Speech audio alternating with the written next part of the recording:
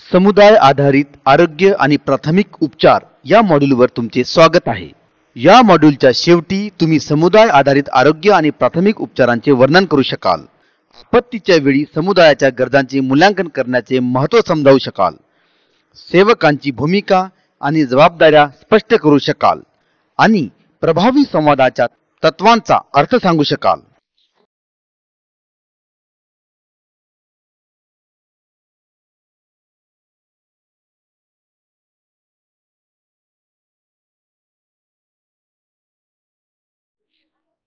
तुम्हाला दिसत आहे की एक तीव्र भूकंप शहरात झाला आहे। त्यामुळे अनेक इमारती कोसळल्या आहेत आणि अनेक लोक जखमी झाले आहेत। जखमींना प्राथमिक उपचार देणे तितकेच महत्त्वाचे आहे जसे की आपत्ती पीडितांचा शोध घेणे। समुदाय आधारित आरोग्य आणि प्राथमिक उपचार किंवा CBHFA ची भूमिका चांगले प्रशिक्षित स्वयंसेवक उपलब्ध करून देणे आहे। चला आता समुदाय आधारित आरोग्य आणि प्राथमिक उपचार म्हणजेच CBHFA बद्दल शिकूया। CBHFA स्वयंसेवक भूकंपाने प्रभावित लोकांसाठी एक छोटे वैद्यकीय कॅम्प उभारतात। सामान्यतः CBHFA ची भूमिका म्हणजे समुदायाच्या सदस्यांना नियमितपणे त्यांचे आरोग्य सांभाळण्यासाठी सशक्त करणे। चांगले प्रशिक्षित स्वयंसेवक आपत्कालीन परिस्थितीत मदत करतात। संकल्पना साधी आहे, वर्गात शिका आणि समुदायात अंमलात आणा। समुदायाला आरोग्य आणि प्राथमिक उपचारांशी संबंधित उपक्रमाबद्दल माहिती असणे आवश्यक आहे। या प्रक्रियेत स्वयंसेवक महत्त्वाची भूमिका बजावतो। तो व्यक्ती समुदायात आरोग्यपूर्ण जीवनशैली आणि वर्तन यांना प्रोत्साहन देऊन आदर्श बनतो। शिफारस केलेल्या कोर्समध्ये आवश्यक प्रशिक्षण पूर्ण केल्यानंतर स्वयंसेवक समुदायात सक्रियपणे काम करून प्राथमिक उपचार, आरोग्य आणि सुरक्षिततेच्या विविध क्षेत्रांमध्ये संकल्पना कशी लागू करायची ते शिकतो। माझ्या एका स्वयंसेवक मित्राला विचारतो की आपत्तीच्या वेळी समुदायाच्या गरजांचे मूल्यांकन करण्याचे महत्त्व तो स्पष्ट करेल का? हॅलो, कृपया या संकटात स्वयंसेवकांच्या मदतीचे महत्त्व स्पष्ट कराल का? होय, स्वयंसेवकाने समुदाय आरोग्य, प्राथमिक उपचार आणि सुरक्षा मूल्यांकन कौशल्ये शिकणे आवश्यक आहे। समुदायाचे मूल्यांकन त्यांना समुदायाच्या प्राथमिकता ठरवण्याचे साधन निर्माण करून देते। समुदायातील सदस्यांना प्राथमिक उपचार आणि वैद्यकीय ज्ञान विकसित करण्यात मदत करणे जे कोणत्याही आपत्तीच्या परिणामांना कमी करण्यासाठी आवश्यक आहे। याशिवाय या आपत्कालीन परिस्थितीमध्ये स्वयंसेवकांनी नियोजन आणि प्रशासनामध्ये महत्त्वाची भूमिका बजावणाऱ्या स्वयंसेवी संस्थांशी संपर्क साधला पाहिजे।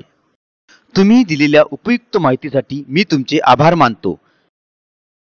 आता NGOज म्हणजे काय ते शिकूया।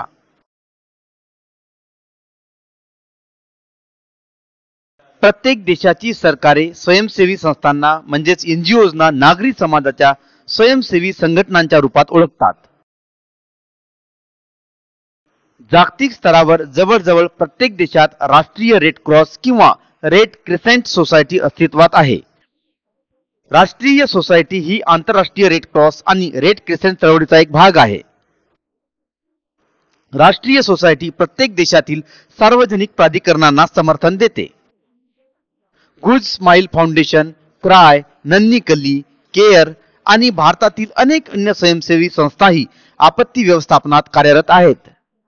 या स्वयंसेवी संस्थांचा NGOचा सहभाग बचाव कार्यामध्ये असतो। तात्पुरते निवास व्यवस्था करणे, आरोग्य शिबिरे आयोजित करणे, अन्न व पाणी पुरवठा करणे। राष्ट्रीय सोसायटी देशभरातील विविध स्थानिक शाखांपासून बनलेली असते। स्थानिक शाखा सदस्य आणि स्वयंसेवकांनी तयार केलेली असते। राष्ट्रीय सोसायट्यांवर काही विशिष्ट कर्तव्ये आणि जबाबदाऱ्या असतात। चला मी तुम्हाला त्याबद्दल सांगतो।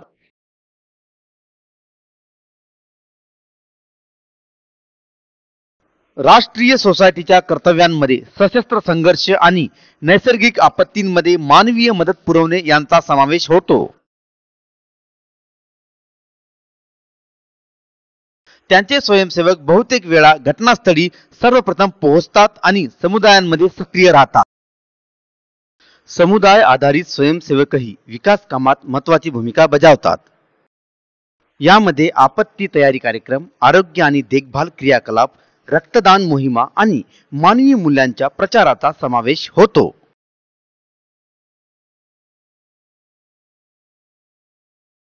युवक क्लब जसे की NCC आणि अन्य समुदाय स्वयंसेवक जसे की नेहरू युवा केंद्र आपत्कालीन परिस्थितीतही सक्रिय होतात. आता आपत्ती व्यवस्थापनात समुदाय गतिशीलतेची भूमिका समजून घेऊया. आपत्ती ही मानवनिर्मित किंवा नैसर्गिक घटनांमुळे होऊ शकते.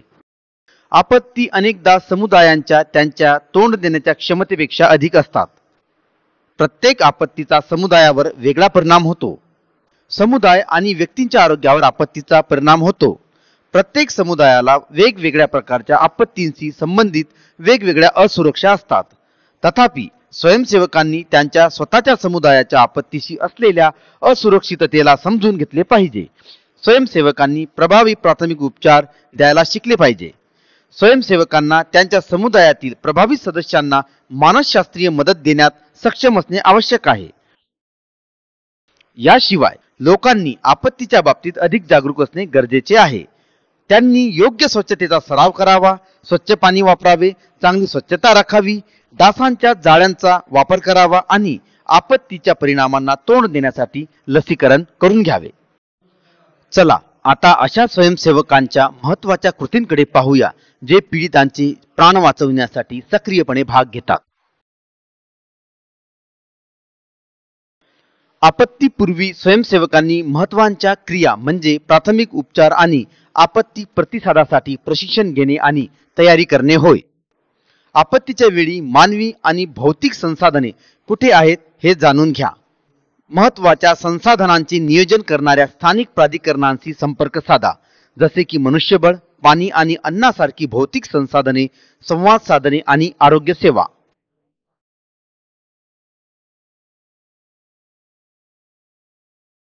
आपत्तीच्या वेळी स्वयंसेवकांनी भावनिक आणि मानसिक आधार द्यावा आणि आरोग्य अधिकाऱ्यांना मदत करावी.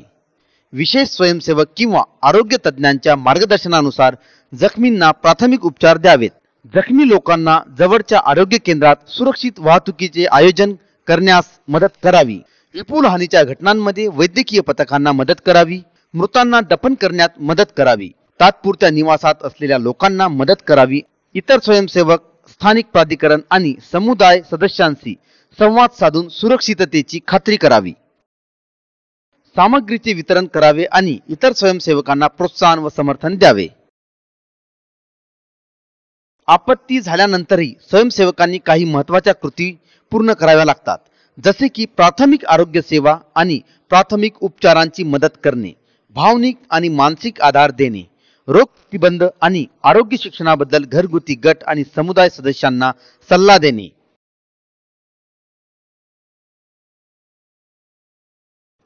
यामध्ये ताप, न्यूमोनिया, तीव्र श्वसन संक्रमण, अतिसार, निर्जलीकरण, कुपोषण आणि इतर सामुदायिक आरोग्य समस्या यांचा समावेश आहे. चला सार्वजनिक आरोग्य आपत्कालीन परिस्थिती आणि स्वयंसेवकांच्या प्रतिसादाबद्दल शिकूया.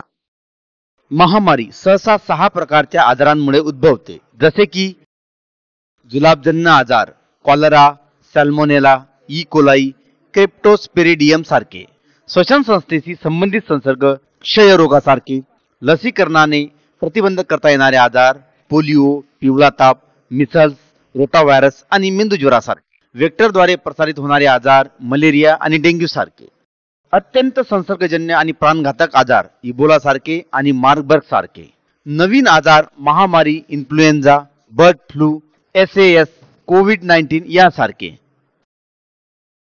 कुठल्याही महामारीसाठी स्वयंसेवकांचे कार्य खूप महत्त्वाचे असते. स्वयंसेवकांनी समुदायातील सदस्यांना प्रतिबंधाबद्दल शिक्षित केले पाहिजे. समुदायातील सदस्यांना रोगाची लक्षणे ओळखण्याबद्दल माहिती दिली पाहिजे. रुग्णांना आरोग्य केंद्रात पाठविण्यात मदत केली पाहिजे. आरोग्य अधिकाऱ्यांना रोगाच्या उद्रेकाचे व्यवस्थापन करण्यात मदत केली पाहिजे.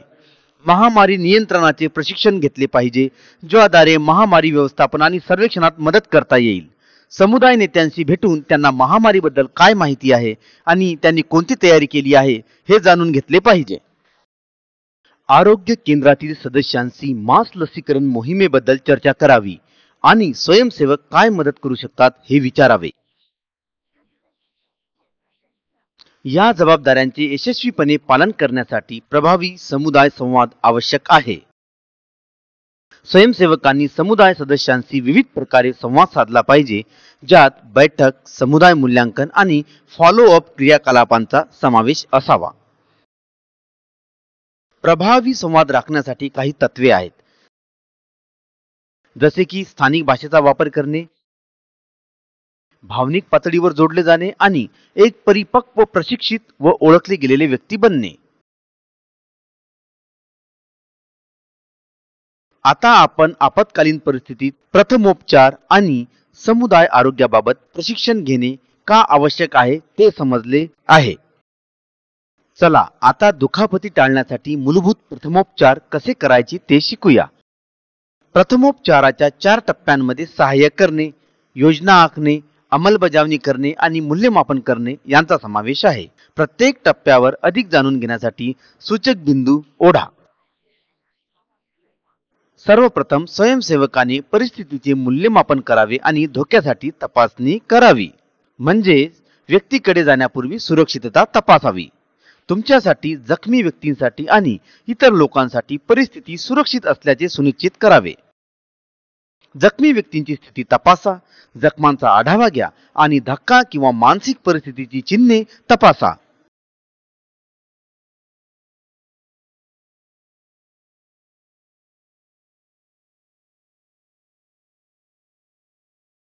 आघाताच्या स्थितीत स्वयंसेवकाने खालील गोष्टींसाठी योजना आखावी. स्वयंसेवकाने मदतीसाठी कॉल करावा किंवा कोणाला तरी वैद्यकीय मदतीसाठी बोलवायला सांगावे. स्वयंसेवक म्हणून तुम्ही प्रथमोपचार हस्तक्षेपाची योजना आखली पाहिजे, जसे की वैद्यकीय मदत येईपर्यंत काय करायचे याची योजना आखा. प्राथमिक मूल्यांकनाच्या आधारावर तुम्हाला किती मदत करता येईल हे ठरवा. जे तुम्हाला माहीत आहे आणि तुमच्याकडे असलेल्या कौशल्यांच्या आधारावर ती मदत ठरवा. स्वतःची सुरक्षितता सुनिश्चित करा. स्वयंसेवकाने प्रथमोपचार खालीलप्रमाणे करावे. जीवनास धोका निर्माण करणाऱ्या आणीबाणीच्या परिस्थितीत आणि विशिष्ट जखमांसाठी प्रथमोपचार करा. प्राथमिक मूल्यांकनांच्या आधारे आणीबाणीची सेवा लवकरच येत असेल तर जखमांवर फक्त आवश्यक तेवढे उपचार करा आणि सुरक्षितता राखा. आपण काय करत आहात हे जखमी व्यक्तीला आणि कुटुंबियांना सांगून मानसिक आधार द्या.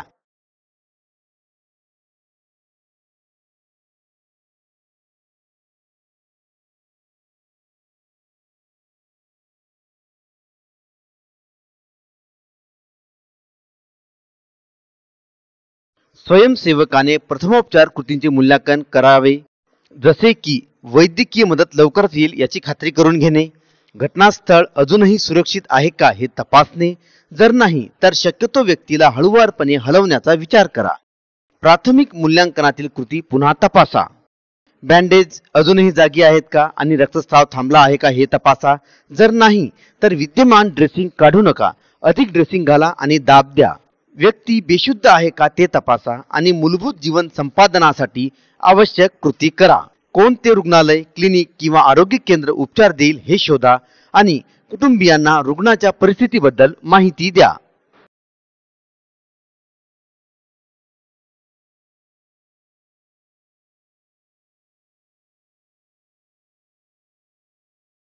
स्वयंसेवक विविध प्रकारे मदत करू शकतात. स्वयंसेवक घटनास्थळी उपस्थित असलेले धोकादायक घटक दूर करून पीडितांच्या सुरक्षिततेची खात्री करण्यात मदत करू शकतात. स्वयंसेवक बचाव कार्यात जखमी पीडितांना हाताने किंवा स्ट्रेचरवर वाहून नेण्यात मदत करू शकतात. ते पीडितांना वैद्यकीय प्रथमोपचार देणाऱ्यांना जखमी पीडितांना ड्रेसिंग आणि स्थिरीकरण करण्यातही मदत करू शकतात. स्वयंसेवकांना याची जाणीव असावी की काही रुग्णांच्या स्थितीसाठी विशेष तंत्र आवश्यक असतात, जेणेकरून जखम वाढणार नाही. अशा परिस्थितीत वैद्यकीय मदत किंवा डॉक्टरांची वाट पाहावी. स्वयंसेवक वैद्यकीय कर्मचाऱ्यांना वैद्यकीय साहित्याचे मेंटेनन्स करण्यास मदत करू शकतात. या प्रणालीसह आपण या मॉड्यूलच्या शेवटी आलो आहोत. चला या मॉड्यूलमध्ये चर्चिलेल्या महत्त्वाच्या मुद्द्यांचा आढावा घेऊया. सामुदायिक आधारित आरोग्य आणि प्रथमोपचार CBHFA हा एक कार्यक्रम आहे जो आपत्कालीन परिस्थितीमध्ये प्रशिक्षित स्वयंसेवक उपलब्ध करून देतो. CBHFA चा उद्देश समुदायाच्या लोकांना नियमितपणे त्यांचे आरोग्य सांभाळण्यास प्रोत्साहित करून त्या समुदायाला मजबूत करणे आहे. स्वयंसेवकाने आपल्या समुदायाला मदत करण्याची क्षमता विकसित करावी आणि आरोग्य प्रथमोपचार आणि सुरक्षिततेचे महत्त्व समजावे. प्रत्येक सरकारकडून राष्ट्रीय संस्था म्हणजेच NGO स्वयंसेवी नागरी समाज संस्थांप्रमाणे मान्यता प्राप्त आहेत. जगातील जवळपास प्रत्येक देशात नॅशनल रेड क्रॉस किंवा रेड क्रिसेंट संस्थांचे अस्तित्व असते. स्वयंसेवकांनी त्यांच्या समुदायातील प्रभावित सदस्यांना मानसिक आणि सामाजिक आधार देण्यास सक्षम असले पाहिजे. स्वयंसेवकांनी समुदायातील सदस्यांना रोग प्रतिबंधाबद्दल शिक्षित करावे आणि त्यांना आजाराच्या लक्षणे ओळखण्याबद्दल माहिती द्यावी. प्रभावी संवादासाठीची तत्वे यात स्थानिक भाषेचा वापर, भावनिक जोड निर्माण करण्याचे प्रयत्न आणि परिपक्व, सुशिक्षित आणि परिचित व्यक्ती असणे समाविष्ट आहे.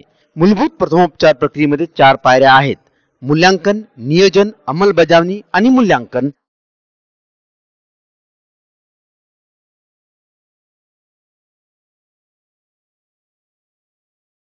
आता विषयाबद्दल तुमची समज तपासण्याची वेळ आली आहे.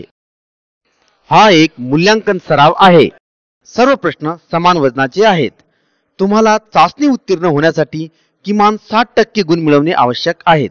प्रश्न काळजीपूर्वक वाचा आणि योग्य पर्याय निवडा.